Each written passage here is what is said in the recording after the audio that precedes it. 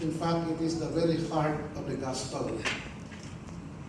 If we really look at how God has revealed himself in Scripture and as a sacred tradition of the church, we discover afresh how mercy is essential to understanding his message of love and salvation. We know that in the Gospel of Matthew, chapter 5, verse 7, part of the Sermon on the Mount of our Lord, we hear Jesus say, "Be merciful as your heavenly Father is merciful." Be merciful and you shall obtain mercy. Mercy even reveals his very identity. The very identity of God, according to Pope Francis, is mercy.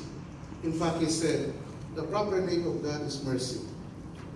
With this understanding of God and his revelation to us, we can ask for his mercy, be merciful to others, and strive to complete trust in his Son, who is divine mercy incarnate.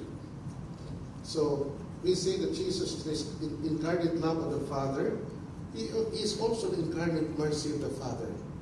So that if you want to know how, according to St. Paul, the depths and the height and the width of God's mercy, then look to Jesus and you will have the answer. So the merciful love of God is the very central theme of the Bible.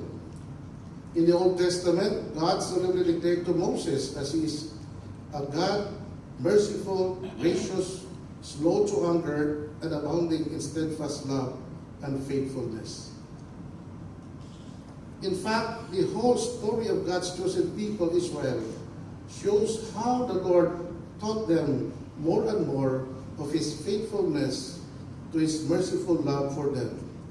You know, Pope John Paul II, he was called, but he is still called, the Pope of Mercy. And the next Pope after him, Pope Benedict XVI and now Pope Francis, are also called Popes of Mercy. Why? Because they continued the work of Pope John Paul II in propagating God's mercy to the world.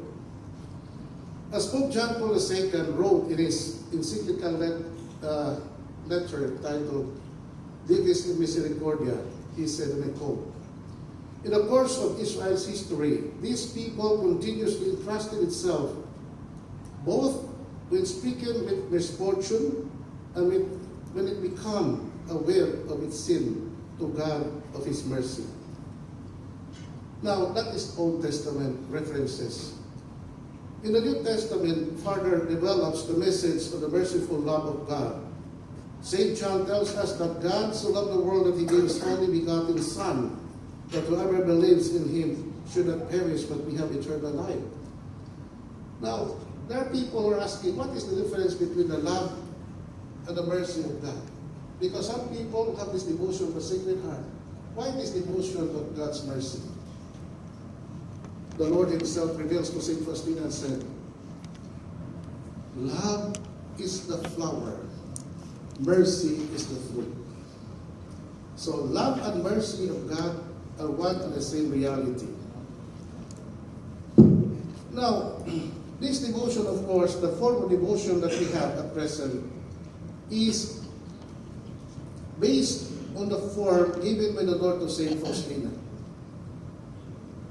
A Polish mystic and an apostle and secretary of God's mercy, because it was through her that Jesus revealed so many messages so that this devotion would be propagated to the whole world. He said, "I am love and mercy itself. My heart overflows with great mercy for souls, especially for poor sinners. It is for them that the blood and water flowed from my heart as from a fount overflowing with mercy. Let no soul fear to draw near to me. Even though its sin be as scarlet, my mercy is greater than your sins and those of the entire world. I let my sacred heart be pierced with a lance, thus opening wide the source of mercy for all the world." Now, my dear brothers and sisters, this devotion of the divine mercy is like wildfire. It really touches the heart of so many people. Because even non-Christians and non-Catholics would always agree that God is merciful. And no one can deny that. Nobody would debate us about God is merciful. Even Muslim people, they always profess that their God, Allah, is a merciful God. So I think it is a year of ecumenism. This theme of divine mercy should be shared to so many people, because this message of divine mercy is very, very, I would say, attractive to so many people. And they would all easily accept this message. And it's not very hard for us to share this message for so many people, because the world is hungering for God's mercy. Now, why this Divine Mercy devotion came to Cebu? Of course, no?